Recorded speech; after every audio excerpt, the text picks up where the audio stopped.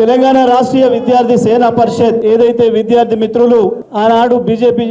చెప్పిన మాటలు నమ్మి ఏబీవీపీలో పనిచేసి ఏబీవీ విధానాలు నచ్చక మోడీ ఆకలి ముచ్చట మాట్లాడమంటే ఉద్యోగాల ముచ్చట మాట్లాడమంటే అవి రెండు కాదు,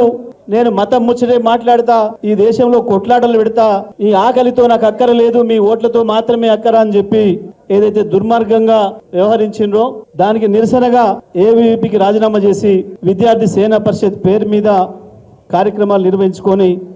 గత 3-4 సంవత్సరాలుగా పోరాటాలు చేసి ఈ సంవత్సరాల కాలంగా ఏదైతే తెలంగాణలో వచ్చిన ప్రభుత్వం దుర్మార్గంగా వ్యవహరిస్తూ తెలంగాణ హక్కులకు భంగం కలిగిస్తూ తెలంగాణ హక్కుల్ని వాళ్ళ గురువులకు ఆంధ్ర గురువులకు అమ్ముకుంటూ ద్రోహం చేస్తూ కేసీఆర్ గారు చేస్తున్న అభివృద్ధిని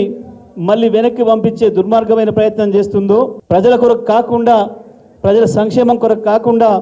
వాళ్ళ జేబులు నింపుకోవడానికి